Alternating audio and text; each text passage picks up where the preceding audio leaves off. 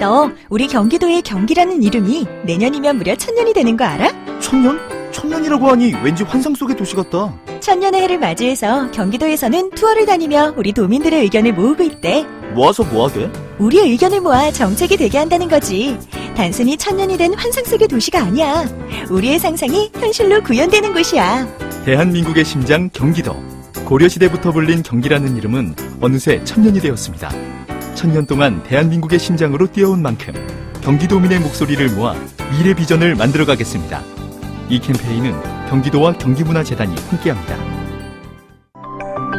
81분 사이에 신생아 4명이 숨진 사건 참 너무나 충격적이고요. 오늘 부검이 실시됐고 조금 전 부검 결과를 브리핑을 했는데 유관 관찰 소견만으로는 사망 원인을 특정할 수 없다. 그러니까 즉 조직 현미경 검사, 각종 검사 결과 등을 종합하여야만 사인을 규명할 수 있다. 이런 내용이고요. 다만 한 가지 모든 아기들, 사망한 아기들에서 소대장의 가스 팽창 소견이 유관으로 관찰된다. 이런 그 브리핑 내용이 좀 눈에 띄네요. 아직 뭐 정확한 사안은 조사 중이기 때문에 뭐라고 결론을 내리기는 어렵습니다만은 가천대 길병원 감염내과 엄중식 교수께 좀 보충 설명을 듣겠습니다. 교수님 안녕하세요. 예, 안녕하십니까. 부검 결과 질문 드리기 전에 81분 사이에 한 병원의 같은 구역에서 인큐베이터에 있던 4명의 신생아가 숨졌다. 이건 우연으로 보기 수는 없는 거죠? 예, 우연으로 보기는 너무나 이례적인 상황입니다. 기록을 찾아봐도 이런 경우는 찾을 수가 없고, 예. 경험이 많은 선배 의사님들께 여쭈어봐도 이런 일을 경험하신 적은 없다고 말씀을 하십니다. 예, 그러니까 분명히 뭔가 원인이 있는 거죠. 예, 이 정황을 보면은 뭔가 그 신생아 중환자실의 같은 구역 내에서 공통적인 위해 요인이 발생을 했던 것은 분명한 것 같습니다. 네. 그 공통적 유해 요인이 뭔가는 이제부터 밝혀내야 되는 건데 부검에서 지금 하나 특기된 거는 소대장의 가스 팽창 소견이 유관으로 관찰된다. 4명의 아기 모두에게서. 이건 어떤 의미입니까? 두 가지 의미가 가능합니다. 첫 번째는 이 아이들의 그 사망 원인이 소대장의 염증으로 인해서 시작이 되고 진행이 되었을 가능성을 시사하고요. 예. 두 번째는 소대장이 먼저가 아니라 어딘가 다른 부위에서 심각한 그런 폐혈증과 같은 중증의 감염이 시작이 돼서 예. 소장과 대장에도 영향을 미쳐서 부풀어 오르는 그런 두 가지 가능성이 모두 가능합니다. 예. 그리고 또 하나 지금 밝혀진 거는 신생아 4명 가운데 3명이 그람 음성균에 감염됐을 가능성 이건데 우선 그람 음성균이라는 건 뭐죠? 예, 우리 몸에 그 감염을 일으키는 세균은 진단하는 과정에서 배양 검사라는 걸 하게 되고 이 배양 검사를 하는 과정에서 이 균이 어느 쪽에 속하는지를 보기 위해서 현미경으로 보기 위해서 염색을 하게 됩니다. 예.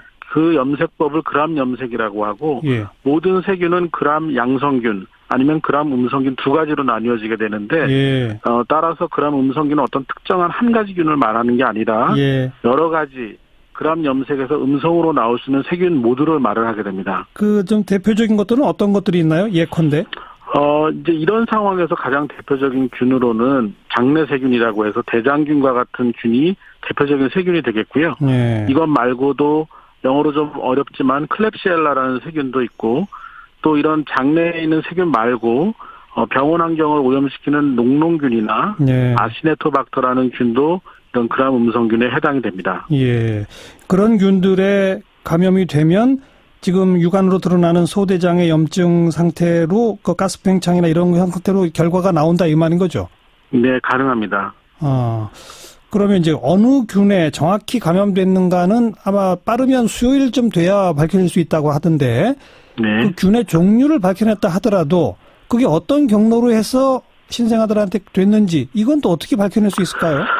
이제 균이 분리가 돼서 어떤 균인지 특정이 되면은 그 균주의 특정된 균주의 특성에 따라서 주로 어디에서 살고 있는 균인지를 알 수가 있게 되고 예. 특히 이 균들의 항생제 내성 양상을 보면 이게 아이가 원래 갖고 있던 균인지 아니면 병원 환경에서 아이의 몸속으로 들어가게 된 균인지를 잠정적으로 판단할 수 있는 상황이 됩니다. 예.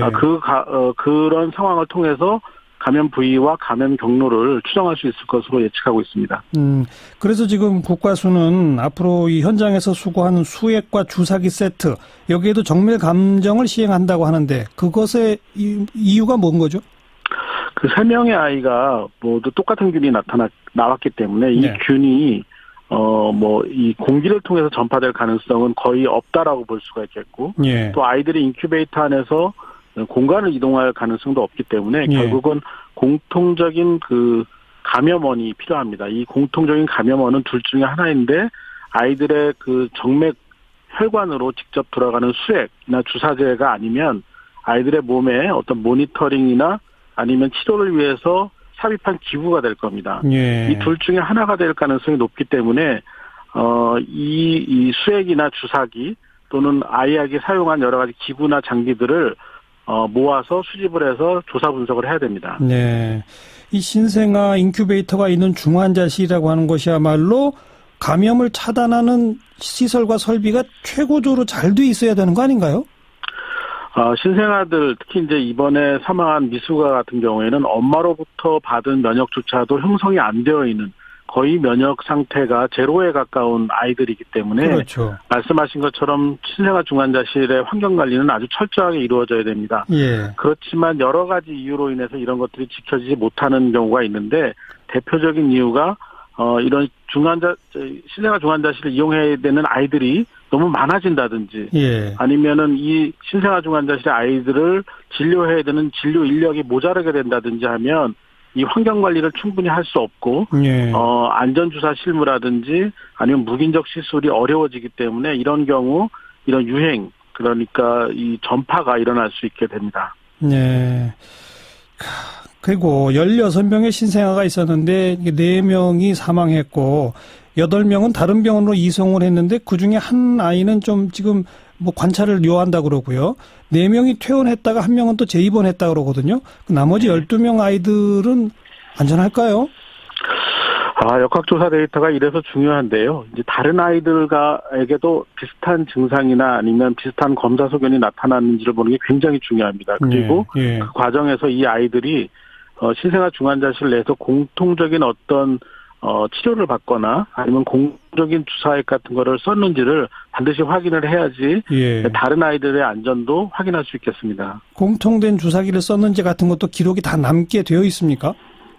주사기의 사용이나 이런 것들은 기록이 남지 않지만 투여한 수액이나 주사제의 종류는 남게 되겠고요. 예. 만약에 가능하다면 CCTV 같은 걸 분석을 하면 이런 일회용 주사기 재사용이나 이런 문제들도 확인이 가능하지 않을까 이렇게 조심스럽게 추정할 수 있습니다. 알겠습니다. 지금 경찰도 보건당국도 빨리빨리 최선을 다해 원인은 규명하고 또 다른 그 인큐베이터가 있는 신생아실까지도 점검해 나간다고 하는데 뭔가 빨리 좀 결론이 내려졌으면 좋겠네요. 오늘 네. 또 말씀 잘 들었습니다. 네, 감사합니다. 가천대 길병원 감염내과 엄중식 교수였습니다.